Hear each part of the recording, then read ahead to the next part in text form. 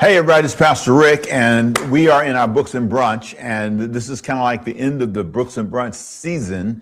We're going to tell you more about that later, but this is our last book is called Before You Build. Climb Any Higher. Before You Climb Any Higher. And Ms. Bishop here, Miss Minister, Elder Leader Bishop is with me today. And we're going to talk about this in a little bit. But before we do, let me just say I hope you're fine. We always have a couple hundred of you or more plus that watch us, and we thank you for being with us today. And I hope that you are ready for a conversation, because for the next few minutes, we're going to talk about this. And I believe it's going to help you think about mountain climbing. So first of all, how are you? I'm doing fine. How are you? Good. Great. So you like the book? I did. I thought it was very interesting. He did exactly what he said. Was the title is Before You Climb Any Higher, Valley Wisdom for Mountain Dreams. Right. You know, it's funny, and just as a disclaimer, I know Jonathan McReynolds. He's a good friend, so I know him real well. Nice person? Nice person. Okay. Nice guy. And we've had him here at the church a couple of times. I've had him when I was in LA pastoring too. He was with me there. So we've talked, and he's really a smart guy. What's really amazing is behind the scenes, he's really a theologian kind of person. He really is. He graduated from Moody Bible Institute with a degree in biblical studies. Yes, and he also teaches. Columbia, I think. Yeah, he teaches. He's a professor, teacher guy. So he's more than just a singer. He really is. But what's interesting is I think when you get to know him and you get to hear his thoughts. For me, I had two things happening as I was reading with him. I was thinking about my personal conversations, and I was thinking about the book. And the book tells me more than I knew. And the book kind of parallels and highlights some things and brought great light to certain things. To me, one of the great things that I thought was the mountain illustration that he used, where he talked about life climbing as a mountain. He starts out talking about the limousine ride and how he felt, and then he goes through all these incredible experiences that most people don't experience. And I think that is partly what sets the book aside a bit, because, you know, Emmys, Grammys, whatever, Doves, and all these different awards, and all these different environments you get to be in, and how he has to operate within that world, and how he styles it as a mountain climb. And I love the fact he kind of brings in, shows a little scholarship there, not a little bit, so there's a scholarship by bringing in mountain climbers and people and he parallels the two worlds. So what did you think about all that? Well, my experience with reading the book was a little bit different, because I'm just thinking when I'm reading this is a guy that has celebrity beyond the norm.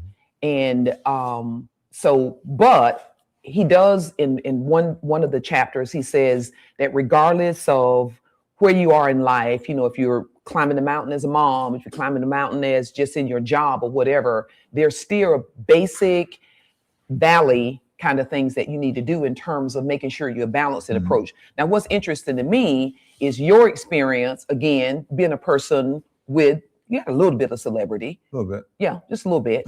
What did you think about his approach with how you handle mountaintop experiences, you know, at the height of your success and the valley moment? I think when you have any level of celebrity or notoriety of any kind, and it could be just in your family, it doesn't have to be on some major national scale, because in my opinion, some of that's just not real. That's seasonal. It's, you know, today here and gone tomorrow. But when you are the father of your family, when you are, you know, the mother in charge of your 4 or 5 kids, you are a celebrity in that world. And sometimes when you're the one in the family that people go to get money, or you're the one in the family that people go to when they need a ride, or you know, so learning how to be on the top of anything, and learning how to be humble and not be overrun by it. And part of that is learning how not to overdefine it, overstate it, over explain it. And I think sometimes what happens is, at all levels of celebrity, you can lose yourself in your celebrity. I've said that to several guys who had different levels of success. So what do you think are some of the main reasons they lose themselves? Well, I think they lose themselves because they overdefine it and they overreact to it. It becomes too personal. It becomes too it becomes their identity.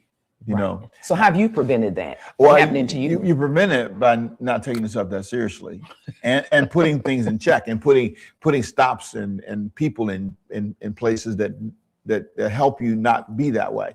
You know, my wife is a real grounding rod. I mean, she's as plain Jane as you want to get. I mean, she just doesn't care. I mean, when I tell you doesn't care, I mean that in a very real sense. She has you have to almost remind her that she's important because she doesn't, I don't think she believes it. I mean, and I know in dealing with me, sometimes because I get recognized a lot in different places I go. And so she just kind of keeps going. You know, she'll greet people and she just keeps it moving. She's not we've been in some really interesting settings and she's just not impressed with any of them. When we first got married, I took her to, I had this restaurant I wanted to take her to in LA. And we got to LA. I was born in Savannah, raised in Los Angeles, came back here for 2 years in my life. But most of my life was raised in Los Angeles. And so when I got married to her, I met her on a trip, a ministry trip, and we got married a year and a half later, and I moved to LA. So I was really excited. That's the history of my life. But we were, I had this, I'm going to take her to this restaurant, this really fancy place. And I mean, it was to me nice. Mm-hmm. And I took that girl there, and you know what she said? She walked to the door and said, I don't want to go in there. I mean, I was devastated. What do you mean? It's too snobby. It's too whatever. She doesn't like that. She doesn't. She'll go fancy. So my point is, those kind of people in your life, and I try to keep people like that around me, mm-hmm. and I try to be transparent, and so that I don't just if I look like I'm living on some mountaintop, I keep people around me who know I live on the earth. Mm-hmm. So that helps me a lot. Interesting. Yeah, I think in the book, the way that he starts out the book on this mountaintop, and to me the way that it's couched, I see him fighting throughout the book to help people be balanced, be mature. And I think that's what he references his mom, and I think her name is Janice, and he said he loves himself. Janice is crazy about his mom. But, you know, he sort of set it up really good because, you know, at the end he said, you know, she can kind of get on your nerves. Uh-huh. And yeah. And he seems like he was raised in a good environment, you know, Pentecostal background, I think a little bit. Right. But he was having some issue, and I guess with all the social media and different things that he, again, has to manage it as a celebrity. Mm-hmm. And he called his mom. And, you know, I guess, you know, it's like sometimes you want to just kind of dump on someone and share that with his mom. And his mom said, you know, you really need to call your nephew. And that was one of the things that he said about your whole Valley experience is you can live up here so much that you kind of forget there are other basic things that you need to do. Like you need to talk to your nephew. You haven't talked to him in a while. And how it get back to the basics. Yeah, kind of get back to the basics, you know, get grounded in what really matters and basic things of that whole Valley experience with sort of scaling back, and it's counterintuitive. You know, you're a celebrity, you got all the bookings and, you know, tours, all those different things, but you still need to get rest. You still need to spend time with God. You still need to deal with the people in your life that matters. And I think you've even said before, the real people that's going to help you if you fall down is going to be Diane and Christina. Yeah, exactly. And I think you have to, when you have a mountaintop gift where you get to be above most people. And he says that God gave him that gift, you know, in terms of him being able to climb the mountain, but there were still things that you still have to put in place. I think you can't allow yourself, when you make more money than other people make, which is an interesting experience. When you have a bigger house or you have a nicer car, you get to fly in a different class than they do. Mm-hmm. You just can't allow the mountain to lie to you. You just can't allow it to deceive you. And I think we would say you got to know what it is and what it's not. Exactly, and that to me is part of the whole thing. You come to this place where you start understanding. Okay, this is true, and that is not true. And I think that's part of it. And one of the things he says in making a sacrifice of sort of pausing that whole continuously going after success. I think it's on page 90 in the hard copy. It says, so by the time I arrived at my mountain later in life, up was all he had known, because he was academically strong. Everybody, none of his family was surprised at him being a success. And he said, better was where I was comfortable landing, and more was all I was comfortable accomplishing. He said, this desire and expectation to be great had little root in being a son of God. It was a personal charge and the defining quality of my identity. And when it came to academics and music and athletics, I rarely, if ever, lived from the valley up. And so again, he's talking about having this mindset of, I'm just here in terms of the things that keep you grounded again, in terms of being able to grow and live. And he said, you're important, but not that important. And I guess maybe we would say, like the Bible says, don't think more highly of yourself than you should, so. I think it's really important to hear that and to see how hard it is to balance all that. I'm going to share some of this in the church Sunday. I'm going to share a little bit. I mentioned there are 3-4 areas that I wanted to share. And he also says too in that same segment, in terms of evaluating yourself truthfully, what does that mean to you when you just? Well, I think when you see yourself, when you don't allow your gift to deceive you into believing you don't go to the bathroom. But you got to believe in yourself that you are a good preacher. Right, but you still got to eat, sleep, go to the bathroom. You still a person. There's nothing about your gift that makes you better than people. Because you can sing, or because you can dance, or because you can preach, or because you have more money. You have to understand what it is. There are 4 areas that I mentioned that I want to talk about down the road here. The mountain itself, there's just success itself, right? Then the price of the climb up the mountain. So what I like the fact that he talks about the grind, the sacrifice, the hard work, and that from college he was working hard to be successful. I get that, and I think that some people don't have a mountain ambition. There's no dream, there's no passion. And I think that a lot of people are confused. They get distracted. When I started, I had one thing I wanted to do, and that was to get the word, the gospel, and that's what I work at. And I think there is a price for that, and that's what he shows. The second thing I think I see in the book a lot is, okay, this is the price tag for that. The long hours, the sacrifice, the writing of the songs, the hard work. Some people are not working hard enough to be blessed at the level that they dream. It will never happen for them. Their dream is bigger than what they're willing to do to have that. Right. I often say they go to the grocery store, right, and they have all these dreams they put in a buggy, and then when it's time to check out, they don't have it. Now, I was when I was a bag boy back in my high school days, I had a lot of people who would come up and couldn't pay for their groceries. And that's always a drag, because you got to take it all back. And sometimes they lie and say, "Oh, it's in the car, be right back," and never come back. They have a mountain dream, and then but they don't have the resources and the drive, the price that they have to pay to get there. In the book, you keep seeing, all these shows. And he references it, and it may bother some Christians. He says, "It's just another show, just another show." I was a little bit bothered by that. I was like, oh, okay. Yeah, but it's not said in the sense that I see it that way. But when you preach as much as I do, and you're preaching, like last week, it was 4 times I'm in front of people. My little grandbaby came up to me. She said, "Pop," she says, you're going to do good today. And I said, well, baby, I'm not preaching. I'm just going to greet everybody. Well, that's still in front of people. She told me, her point was, you still got to get up and you're going to do okay. And I thought, well, thanks for the encouragement, Melania. I appreciate it. It sound like Melania. It was, yeah, my 10-year-old granddaughter. But I think there is that in the book, which I love, is this, okay, this is what it costs to have that level of success.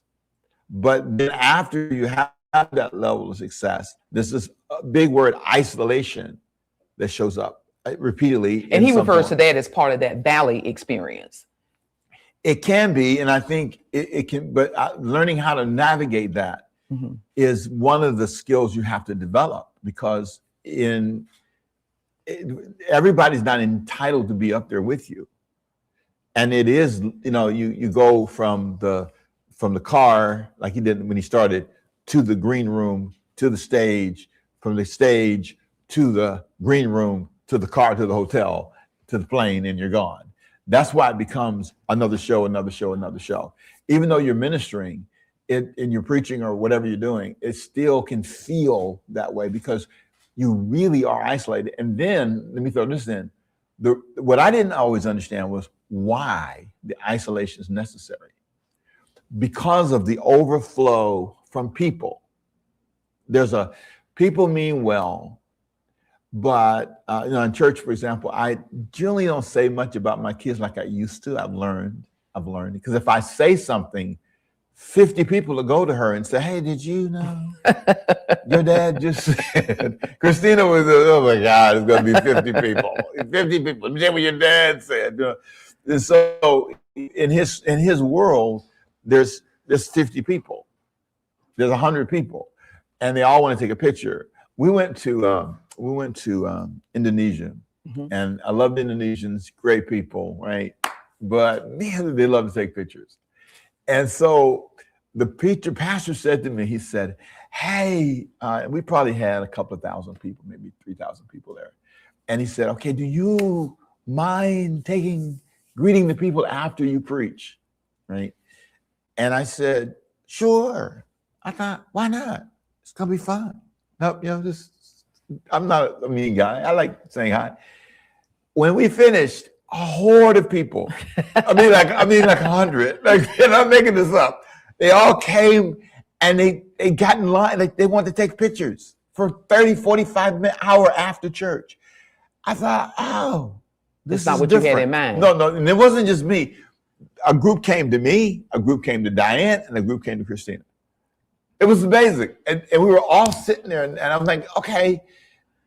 And then they would, like, if it's 5 in a family, each of them wanted their own picture. So no, the whole family, one picture, whole family. And so what they said to me after the second session, do you still want to do that? I thought, no, maybe, not like that. Not like that because of the price, the mountain thing, the whole idea of the price tag. So, yeah. Well, he does say also is in learning the way back down that the climb feels purposeful and it keeps us from idle thought. We have accepted loneliness, exhaustion, mood swings, shallow relationships, and paranoia as normal. Yeah, you can. You can. But he says climbing down requires a bit more work, but is essential for the balance of life and health. It is a treasure. And that's when he goes into talking about, he gives, I think, 3 or 4 things that, in terms of learning the way back down, is shut up that ego. Like, because your ego is always in the way. Can you speak to that? I think that's the personality of the individual. Some people, it gets to be an ego. Some people, it gets to be insecurity. Some people, it's fear. It can be a mixed bag. To me, again, it's all about. You don't think it's just like leaving God, the ego gets out of control because you leave God out of what you're doing, or maybe not spending as much time with that? You can slide into that, and notoriety of any kind. I call it any celebrity training, right? You have to learn how to be important, whether it be in a family, in a public light. But there's certain lies that the new social media creates for you. That's just not real. And I have to redefine in my mind what this is and what this is not. I have to be careful that I don't allow myself. So for example, in his world with social media, there's this feed of comments from these people you will never see in your life in person, most of them. And matter of fact, 99.9%, you're never going to see them. But you view them as a real part of your life, but they're not really a part of your life. They are and they're not. They are and they're not. You know, it becomes this, I guess, you know, you almost see them as family, because I see people when they're on the internet, hey family, hey guys, hey, you know, and then there are people there. I mean, there are people right now. Hey, how you, Angel? Good to see you. See, Willie, good to see you, buddy. Yolanda, they're out there. Hey, good to see you. You're real people. The only thing is, the difference is I know those people, most of them. I know them. But I don't know all of them. I don't know. I mean, there's hundreds. But they think they know you. They know me. You know me. Yeah. I know you too, right? It's cool. But I'm saying, when you have hundreds of thousands of people, and that's what it creates at certain levels of the mountain. The problem is they and then let's say they're vicious, and I've seen them be vicious to him. I've seen them be unkind to him, and it feels like it feels when people are saying bad things about you, and that's his own interpretation of that, and I agree and pray for him through that. But at some point, I think you have to realize this group, you have to take, and you have to do this as a pastor as your church grows. When you get to a certain number of people that you will probably never interact with, this is amazing when you're a pastor, right? Let's say you have, if you think about how many friends do you interact with on like a monthly basis? 5, 6, 7, 10? 2. Okay, 2. But No, 10. Imagine if every week thousands of people listens to you. So every week thousands of people listen to me. I do not have a personal relationship with all those people who watch me on demand or watch me live or come in the building. Even like example, do you relate to 100 of your family members? Probably not. No. So there's this distance. So imagine if you're in his world and you are in front of thousands, millions. You can't, and that's why emotionally you have to separate yourself from that and go, that's what I do. That's who they are. But Ricky Temple, Jonathan McReynolds is like his mama said, that part of your life you have to keep separate, and you have to train your brain. Because I was watching. This is off of him for a minute. Our mayor, Van Johnson. I was reading some of the stuff they say online, and it's just mean. I mean, it's just vicious. Some of the stuff, and I sent him a note. I said, "Man, listen, you know, I mean, I'm horrified by it. I mean, I am horrified." But that's my point is the social media addition, which adds thousands of people into your life that comment on you. You have to literally separate yourself from that, because have you had things that people said about you that bothered you? Well, yeah, but I've learned that they're just, I hate to say I thump it off because it's irrelevant. I don't know you. Your basis for those conclusions are things that I can't control, and when you're climbing the mountain and you start passing people, there are people that you're just, you're me and you won't talk to me. How did you get up there? And how did you get so much money? And how did you get a big house like that? And how? And they're jealous. I can't control your level of experience in life. I'm not responsible for that. So I think I always say this: change the way you think, you change the way you feel. And in the book, to me, I think that's what he's showing, how he progressively grew, changed his thinking.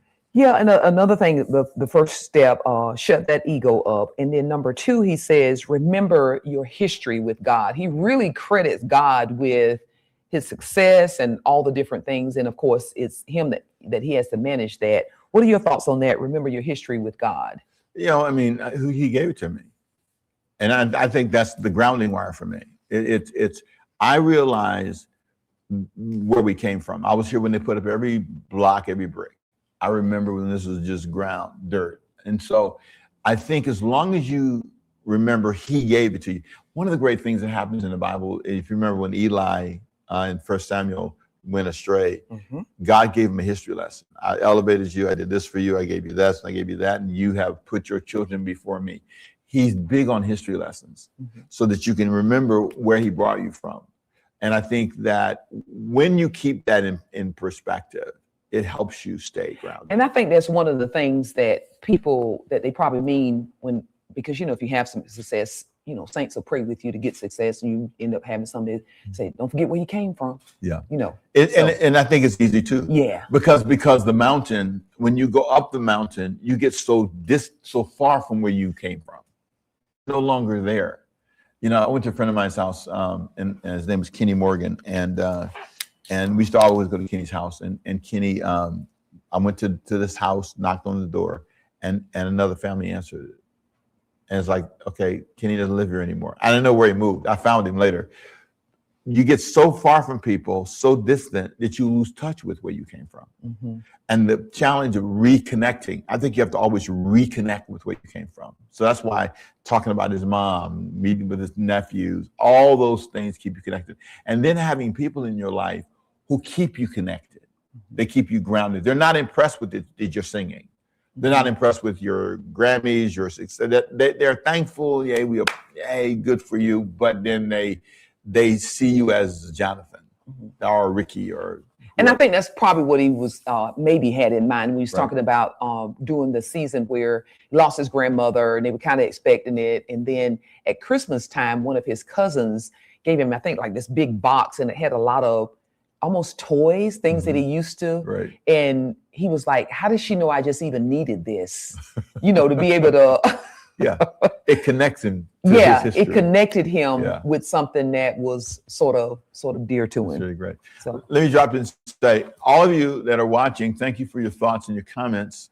Let's see, we've got folks that yes, remember your his story with God, your history with God, the tribute like he did. Like it's his story. History, I can do on a good day. Yeah.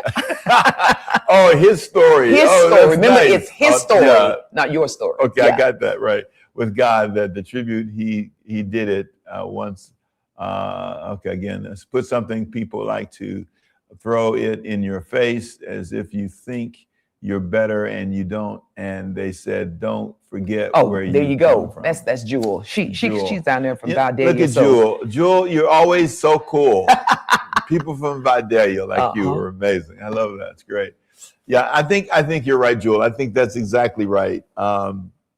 Wow, don't forget where you come from. Don't let your love the people who just love you, but for the real you. Yeah, all that's important, and I think that's my point, Joel. That if you're dealing with people and you forget these are people that enjoy my gift, but they're not my grounding wire people. I think that's really important. So maybe a little bit what you've said is having a certain mindset. At the beginning of your pursuing success. And so over time, do you just adjust that as you go, or?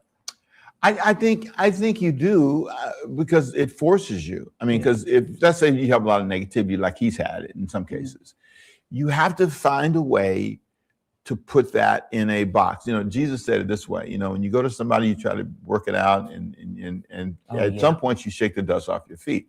I think you have to learn to do that, and that can sound indifferent and cold and unkind, but in reality, you have to know, as Jewel said, your story, and don't let people who you just meet make you lose sight of the real you. And that's what happens. And I think that's important. And I see him throughout this book making that statement. I guess maybe I don't want to say a better question, but a better question is how do you really just prepare for success, the success that you want? I know you have ambitions. Yeah, I don't know that. You mean prepare as in what? Like in terms of how do you just prepare for the life that you want, the life that you dream of? Like you said, there's certain things that you don't want to do. Is there a preparation process for, I guess I am a nurse, wanted to become a nurse. Right. I mean, the preparation for me was, you need at least almost like science. and just try to be good at that and that kind of thing? Were there things that you can just do in general for people that may be at a different level, another level that they want to continue to climb? They're not, I want to say, content. They don't want to just become complacent with where they are. They want to continue to climb. I have had more success than I ever imagined in my life. Just came to you? No, I worked for it.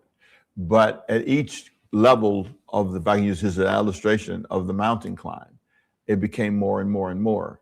So I never saw myself as being a pastor. I never saw myself, and this might be, I never said this publicly, I never saw myself making $1 million. But see, I think that's part of what Jonathan is talking about is you get some success and it's like, wow. And before you know it, you're trying to go, you're always continuously trying to go. And then there's a wall that you come to, or you are burnt out. How do you prevent that from happening? Well, that you can continue to climb? Well, first of all, I think you have to find your footing emotionally, because when you start managing something that grows and now it needs more money than you have, and it needs more organization than you're used to, there is a challenge emotionally. So, but you have to have that drive he talks about in the book, that get up and that hustle, work harder. So, but let's say when you get there, right? And you say, how did I prepare to get here? I don't know that I ever thought I'm preparing to lead a multi-million-dollar organization. I'm preparing to have staff. I never imagined having staff. Okay. Never, not once. So as I was climbing, these different things start happening. Diligence leads to opportunity. His diligence in college led him to the next level, and the next level, and the next level. And he worked on his skill, and he worked on his ability. He has some natural gifts, of course, but then that hustle, that became a bad thing, he said, for a while, and he had to balance it. And that's part of the climb. You have to do that. So you can think you're preparing, but I think you prepare along the way, if that makes sense. So I go to step 2, and then okay, now let's go to 3, and so I'm preparing for step 3, and then step 4. So I started out with 45 members, and then okay, now let's work for 100 members. Okay, let's work for 150. And then you start learning, okay, what are the secrets to making this thing grow, and what are the things that don't work? Like, for example, you start coming up with a list of traditions. That's what traditions are: lessons you've learned, and they become part of your culture, right? So I prepare along the way. It wasn't just I sat down on the 15th of January in 2020 and said, this is what's going to happen. I've even, but you might find this interesting, I'm not totally against 5-year plans.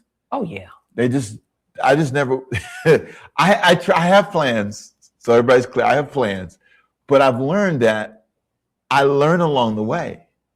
At each step of the mountain, I get wiser. And I learn what not to think, what not to do, what not to expect. And then now here's what happens. I wake up one day, and a friend of mine told this great illustration, I never will forget it. He said he was pushing a go-kart up a hill, and he said the Lord showed him this go-kart, and as he was pushing, he was looking to the left and looking to the right, and he fell behind. And then something in him said, bear down and just push. And he did. And when he'd opened his eyes, he was at the finish line, and people were just coming in. He had won the race. And so a lot of times I've learned, if you just bear down and just work hard, and that's what I did. And that's what I still do. I bear down, I work hard, I read hard, I'm praying hard, but I'm not so worried about what others think. I'm not looking at this church and that church and comparing myself to this person, that person. I'm a big researcher. And I think what you see in what he did is he talked about how he just bared down. And before you know it, and you ask the question about how do you prepare, you have gotten way past everybody. And now you're at $2 million or 10, whatever the number is, and everybody else is at 50,000. Or you've got more people and you've got more notoriety. And here's the question: did you prepare for that? I think you worked for it more than you prepared. Talk a little bit about some of I think he called them discovering survival skills, such as taking breaks from climbing for your mental health? How do you You know, take I'm big breaks? on that. You know, I'm big on that. You know, I'm That's why I want you to say something about it. I'm telling you, if this is one thing I'm known for, I am known for Taking breaks. taking breaks. One of the pastors locally said, Rick Temple is going to have a lot of emotional points because he's show saving them. I say no way more than I say yes. Did you enjoy recess in school? I enjoyed any break all my life. I've always enjoyed a break. So, but I believe that the Bible says that that's part of it. And most people who have a dream to succeed make one classic mistake. They don't plan the breaks. Okay. God put breaks in Genesis from the very beginning. And he says 6 days and then the 7th day you stop. Churches never stop. This is a trap. Honest to God, it is. They never stop. They never pause. There's never any kind of like recess, as you said earlier. But I think if, you know, I always say this, you might find this funny. I said, if kids were in charge of church, there would be a recess. It would break. Well, he says finding rest, renewal, and authentic community in the valley. What is authentic community? What does that look like to you? People are just down home and this, you know, you're just not with a bunch of people thinking you're some big shot. You know, you're like going to Homerville. Like in Homerville, where you from? the capital of Georgia, down the road, right? Okay, the next thing he talks about that's where she's from, Homerville, by the way. If you don't know what that is, some of you people like Jewel know what that is. That's not. Is that far from Jewel? Down there in Valdez? Yeah, it's close. Yeah, it's far. We're still all South Georgia. Okay, but anyway, I'd love to hear your thoughts on this. Discovering your identity beyond success and accolades. How do you separate Pastor Rick from just being Ricky Ricardo Temple? That your titles. I see Ricky Temple before I see titles. I mainly introduce myself as Ricky Temple. It surprises people quite a bit. But so how do you think you're gonna handle when you maybe pass this ministry to someone? I think about that. You know, I talk about that a lot. I personally feel you have to practice being you all the time so that you don't get, especially if you're in the mountain climbing thing, right? You want to make sure that you don't ever forget who you are as a person. There's something healthy about being comfortable with yourself. There's a couple of books that I've been reading, and I'm always reading about retirement and about, I think you should read ahead of your season. So if you're in the 40s, 50s, you should be reading ahead. If you're 30, did you read about being a grandfather? Yeah, I did a whole research project on it. Okay, I did a whole reading. You guys tease me about it. I did. I joined this thing, where you did research. I paid to join, and I did to learn about being a grandfather, and it taught me great lessons. I really did. Let's see what people are saying. Who we got? Let's see. Honey, you're talking about sitting on the front porch. She's referencing Homerville. That's Jewel again. Angela Taylor said the grounding factor. Remember your history with God. Yeah. And that was one of the things that he talked about. He said distinguishing God's voice above the noise of others. And so, yeah. That's super. I think one of the things though that I like a lot, because you asked it earlier about people having an ability to climb and not lose themselves. If you ever believe that you are a cartoon character, if you ever believe, and I mean that sincerely, pastoring and preaching and teaching and singing and all that stuff is a moment. It's like a cartoon. It's not a permanent part of who I am. It's not, and it can never be. And I think if you can get in your mind and be clear that it's not possible for that to be all of who I am. If you can separate that from everything, and I think this is true. If you're a husband, right? I see parents do this all the time. I see mothers do it, especially mothers. Well, I see fathers too, where all their soul is in being a celebrity parent. Their whole life is about being an usher, or their whole life is about being a musician. I think whenever you give yourself to something holistically like that, To improve your skill is good. To be good at what you do is good. Best plumber, best businessman, all that's great. Best soldier, whatever you want to be. But whenever your identity is linked to it, that's not we're getting into cartooning, where you're now not a real person. And that's a mistake. I think Jonathan probably refers arrival fallacy. And he says the anticipation of this joyful oasis just 100 feet farther up the mountain energizes us to continue climbing, but the success we eventually do garner never meets the hype. It doesn't. And what happens is once you get there, it's a term I mentioned to you before we went on today about identity foreclosure, that when you're not there anymore, and you asked me earlier about when I'm not the pastor anymore, do I lose my identity? Do you foreclose on Ricky when I'm no longer Pastor Rick? When he's no longer singing or traveling around, do you foreclose on who he is as Jonathan? I think the goal of mature climbing is to make sure you separate those two, so that this is what I get to do. This is the opportunity I have. This is great. And it has an intoxicating impact on you. It does. Later on this month, I'll be in front of thousands of people. I mean, and I get to do that. But Easter is intoxicating. All the people. A lot of people for Easter. We had a lot of people. So you have all these hundreds and hundreds of people, and thousands watching you. So at some point, if you allow yourself, it's just like alcohol. As a matter of fact, it has the same biological impact. The same, you're high and you're up here in this fantasy land, thinking that you're at some place that you're not, pretending that you're someplace. And I think it affects you. This rolls down to, let me switch the whole analogy. When you get married, the whole wedding thing is an example. You climb from singlehood into now the mountain of marriage, and you're going to this new place, and you got this man, this woman, or whatever, and you dress up, and everybody spends all this money, and everybody's going to now be married. And what's really powerful is the testimonies about the day after. It's just incredible, that day you are the one. Everybody's the first month the bills come in both of your names. Exactly. It's like, well, okay. Exactly. And then, right. And then all of a sudden now reality sets in.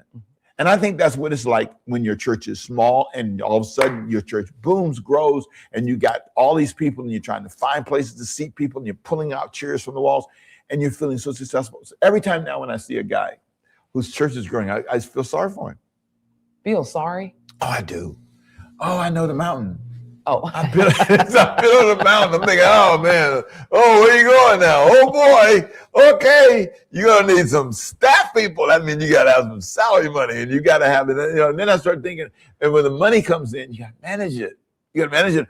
You gotta manage it, or you can get in all kind of trouble. So yeah. Yeah. In chapter 1, that's what he says. I realized I'd been climbing for years, and now I was choking alone in the high altitude. I gotta tell you how you really read the book good. That's such a great quote. And it is true. And here's the key word of that. I'm alone choking. Now, they don't know this, right? I was in my office choking. I was. This is a true story. This is my testimony. It's not in the book. It's not in the book, but it's my testimony. Okay. I was in my office, and Sheila's office is not far from mine. And so I was choking. And she's a registered nurse. She didn't get up. She didn't and after I finished choking, I said, Sheila Bishop, did you hear me choking? You know what she said? You know what you said to me? Because I asked you, are you okay? While you were choking, yes. You said, yeah, I am. Yeah. So as long as you can talk. But did you get up and come and check? No, because I knew you were okay. You were talking. That's the point. Yeah. What's amazing is, but that feeling of, I just told that story for fun, to let people know how you really are. But there's something about that, about that feeling of I'm choking alone, and there's nobody that even wants to come because they assume I'm okay. Yeah. And Dave Ross Kelly is the mountain climber that he builds this whole metaphor on. And the whole thing they said is be honest about the mountain. He said it was great to be at the top, but it's better to be home. And cool, what was so interesting is he did all this interview and research on the mountain climbers, Right. is they talk about how much energy and everything that it takes to go up. You just think it's just easier to come back down. But, I think they said something like you need 4,000 to 6,000 calories, while you climbing up, because you got to fuel your body. You got to do all these things, but there's still this strategic process of coming down. So I think he did an excellent job with just talking about that. And I don't think I think he did a good job of showing that when he's referencing the valley, it's the things that you put in place to help you manage the mountaintop. So let me ask you a question, since you've been asking me questions. What's it like for you to watch what you perceive as the mountain? So you're because you don't really believe you're like on some mountaintop. Oh, no, I don't think about my life that way. Yeah, right. I just think about it's part of what I do. What I get to do is watch people. Finish your question. I'm sorry. You're not. So then you're doing well. No, that's perfect. That's perfect. But I want to know this. I want to know, what do you think? What's it like for you to watch people climb the mountain? You watch me do things. What is it like from your side of the view when you're looking? I think it's interesting to see. You got two sides. We just use you for an example. I work for you, that kind of thing, and messages and all of that. But it's a unique experience that I've had sometimes to hear you preach about something that I've seen you live. That you're not just telling me something. You're not just saying something. I'm like, no, he really means that. A simple example is your commitment to Diane's Day. And Diane also works for you. She's an employee. I mean, she's your wife, but she's also an employee. Right. And just to see how you guys balance, this is a pastor, and maybe in marriage, you try to balance the equality and all that kind of stuff. But just to see how part of the mountaintop experience, part of being part of the mega church or whatever, there's balances that you have to put in place. And so your commitment to Diane's Day, and then, well, what can we do, just even to expand that? And you'll say things, and probably a lot of people that are listening or will hear you say, I'm just working on my marriage. They may think, oh, well, they have a marriage problem. It's like, no, he's working on it before they have marriage problems. And just to be able to see those kinds of things and the various things that you do. So I think this book I think you could have actually written this book, and he calls it Before You Climb Any Higher. And I think, you could probably call it This Is the Way I Live, and where Jonathan may have front loaded a lot of the book with, I'm here, and some of you may not be able to relate or whatever. I think it's really, it's a truth with you in terms of how you balance perspective. You don't go all the way, I'm here, y'all are here, like my little subjects and that kind of thing. So it's been interesting to see, because I think the whole integrity, authenticity, and all of the other modern cultural worlds that people like to call it, it's been really interesting to see you live that. Yeah, I think, let me say this, because I think when in the book, when he front loaded, he did front load a lot. He starts off in a limousine. He kind of set it up. Yeah, he did. Yeah. And I think trying to tell his story and trying to, as humble as he can, say, let me say, here's where I am, and here's what I have to balance, and here's how I work through that. And I, like I said, I think he really worked hard to do that well. But I think in my life, when you watch a person, like you said, from afar, I had the opportunity to, through years, learn how to climb. So my climbing experience was learned. No one taught me to Sabbath. You know what I think one of your greatest strengths is you don't have a problem with changing. Yeah. In terms of, if you just, the military, what they call it, adapt and overcome. Adapt and overcome, yeah. And I think that's something that just countless. It's kind of like, just sit back and watch. Yeah, I think you have to learn. I think if you're going to survive the climb, you have to learn as you go. And when you learn something, this part of the mountain requires this. Diane's Day, a Saturday, Monday's her day, and half of Friday now looks like. But there's something about that pattern of life. Mhm. And I think really most people have lost that sight. Now I want to pause and say, if you had a question, and I want you to make sure you type in your question.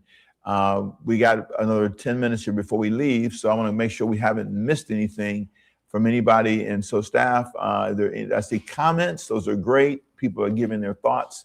I appreciate all those thoughts and all those ideas. Go down a little bit. So somebody said, "Oh my God!" Down, down, down. Go down. Somebody said, "Oh my God!" What was that? Right there. I would love to continue to share. Yeah, that's great. Thanks, Joel. I appreciate that. And Taylor, thank you. And all of you that are watching, thank you. I don't see any questions, but if you do have one, type it in, and that'd be good. Hey, thanks, Willie, for that. Glad you liked the book a lot. And tell your wife hi too. She's cool.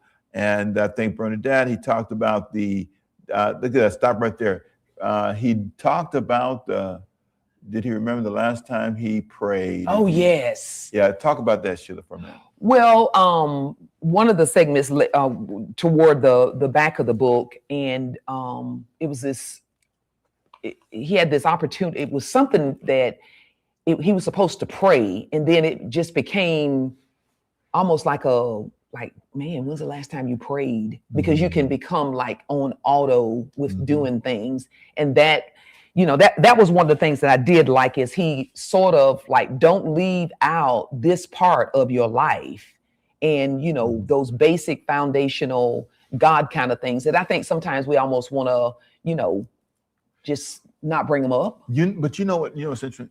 When you are on a schedule and you're climbing this mountain and you're trying to do better and you're trying to get here and you're trying to get there, you can really forget the basics. Mm-hmm. Praying is something simple I do now. I didn't make it a tradition to pray for my wife, like lay hands on her and pray for her. I just prayed for her, but I didn't really like pray for her. Mm-hmm. It's amazing how that discipline has really, I think, elevated our relationship in some ways. And like you said, the basic things you forget. I think that even if you're not careful, you don't read for spiritual development and growth, where you just read. And on page 50, he says, like the mountain, the valley is a mindset. The valley is not about finishing anything, studying anything, or doing anything, but simply being a child of God.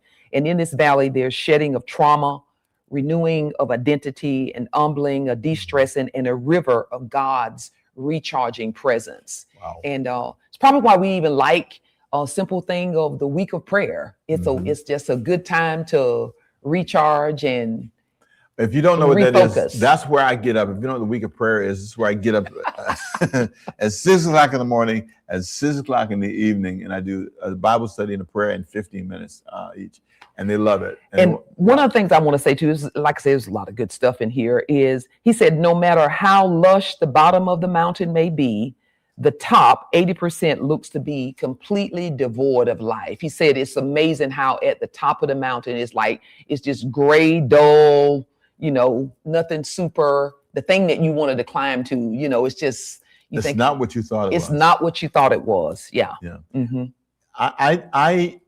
I remember when I used to look at guys who had big churches, right? And I thought, if you have a big church, if you have a lot of people, I thought it was going to be amazing. I thought that but the reality of it was different. I experienced when I was coming up, I had there's a question for you too, but anyway, go ahead. I had that assumption and I was wrong. What's your question? Let's jump to that. What's your question? So the question is for you, Pastor Rigg. I am seeing his new pastor as I'm sorry, they moved it. Let's and go we back. Did our daily devotional together in the Lord, and it was it left people. Technology jumped on us, so we're trying to get you back, but look where it is. Oh, somebody loves that week of prayer too. Okay, right there, freeze. I think we got it. Hold on, you keep moving on. I can't see. The question is for Pastor Rick. I'm sending his new post as a. What's your advice on my new life? Am that girl for this assignment? But what's your advice, if any, on my new life? Maybe that's a Jewel kind of question. I'm not real. Okay, so what's my view of? I understand seeing his new post as I am. Okay. So what's I think when you come to a new part of life, I'll say it this way, Joe. You have to define what this new life, what the opportunities are. The book you mentioned about change. Oh, you mentioned earlier. Yeah, right. There's a book by you might like this book. Hold on for a second. I'll tell you guys what it is. Yeah, I ran across it yesterday. Matter of fact, I bought this last night. I ran across this book, and she really helped me a lot. And I was surprised at how it's called The Other Side of Change. Yes. Yeah. So you might write that book down. Maybe that'd be a good book for us to read. I don't know. But anyway, it's called The Other Side of Change by Maya Shankar, Shankar, The Other Side of Change. And the subtitle is Who We Become When Life Makes Other Plans. You know, Joe, that'd be a really good book for you. The Other Side of Change. Oh, yeah, that would be good. Who we become when life makes other plans. Maya Shankar was, when she's from a little girl, loved playing the violin. Mm-hmm. And she was incredibly gifted and was in Juilliard school, was accepted in Juilliard. Mm-hmm. And she was 15 years old, had been playing since she was a little girl. And I think somebody went, she said her grandmother, somebody went up in the attic and brought it down and showed it to her. And she's, oh my God, from the time I saw it, I fell in love with it. Mm-hmm. And she said she was playing this thing at Juilliard, 15 years old. She's in Juilliard, amazing. And she was just because she loved it so much, she practiced all the time. She was playing one piece. It was really a complicated piece. And she stretched her baby finger and tore ligaments in her hand and fingers. And it was a career-ending injury. Mm-hmm. And so she had to change her whole life. And so she talked about having that identity foreclosure. Identity foreclosure. Where yes. Her identity was foreclosed on. Who she was as a person was a violinist. Mm-hmm. And now she was not going to be that for the rest of her life. And so she had to find herself. So what she said was really powerful. In the interview online where she talks about it, and she says she's interviewed by Mel Robbins. Mel Robbins mm-hmm. podcast. You can go look up Mel Robbins podcast and look up Shankar's. Pull her name up. His name again is S.H. Maya. And see, for a lot of people, that would have been a real valley experience. Right. Like I can't get back up. Right. At all. But she tells how this incredible moment changed her life. And she said, I found out that what I really liked about playing the violin was how it impacted people. So she said, I found out that I can impact people with other gifts like this, mm-hmm. like writing books, becoming a psychologist and so on. So she really found other ways. See, so some people put so much, and this back to the book and all, mm-hmm. they put so much emphasis in one gift. Mm-hmm. So when they can't play basketball anymore, or they can't play football anymore, their identity is foreclosed on. Mm-hmm. I just love that term, identity foreclosure. So that'd be a good book for you to get, Joel. Think about it. It's called The Other Side of Change. One person wants to know, Pastor Rick, what does Pastor Rick do for his day? How do you download mindfully? I download every day. I mean, every day is my day. I mean, the reason that Diane got a day was because in my world, every day she can get left out. And so, and they really, a lot of pastors' wives would say that. A lot of businessmen would say that. A lot of successful people who climb the mountain. Normally you're climbing alone and the wife is down there and you wave at her every now and then, or the husband is down there and you wave at him. So what I do is I like to read. Diane would tell you that's what she said. He wants to go read. That's what he wants. That's his thing. And so I'll sit there and read. And I'm a big Star Trek fan too, by the way. So I like Star Trek. I'll watch me a Trek movie. Can you spell Shankar again? It's Shankar. Shankar. Shankar. Maya. Maya. It's a good. Maybe that's a prophetic beginning. We'll just use this as our read next and see where it takes us. You're gonna talk about this summer break? Yeah, I'm gonna take a little break. We're gonna take a little break after this. So we're gonna take a couple months here. We'll come back. We'll let you know. We'll send out all the information, and I'm going to take a month off, and I'm going to read this book, The Other Side of Change. How about that? And that's where I'm going to start. And maybe that's why God had me find this book just last night. Angela Taylor said, what? Pastor, can you speak on Jonathan's statement, loved and needed, but not seen, certainly a standard mountain issue? I think people can like your gift, but not know you. Mm-hmm. And that's what he means. I would think it's easy to see the song and the music and the energy and not know the person. And a lot of people don't know me. They don't get to know me. They get to see me do what I do or whatever, but they don't get to know me. But one thing about me, I'm time conscious, and we are there. It's 12. Time is up, people. And so an hour is it today, not an hour and 15 today. We're going to do an hour. And so I want to thank you for being with us today. Thank you for your time and your patience. And thank you, Sheila, for your insights and your reading with me. I appreciate it. And we'll be back. Remember now, I'm going to put it up now. The Other Side of Change, who we become when life makes other plans. And boy, there's some people out there. That's been you. So I'm going to pray for you. Let's pray. Father, I pray for those today who witnessed this conversation, and those who are watching on demand. Let it be a blessing to them. We thank you for the power of reading and what it does to our lives, how it changes our lives. In Jesus' name, amen. Amen. Be blessed. See you later. And thank you for the team who helped me do all this. See you later. Bye-bye.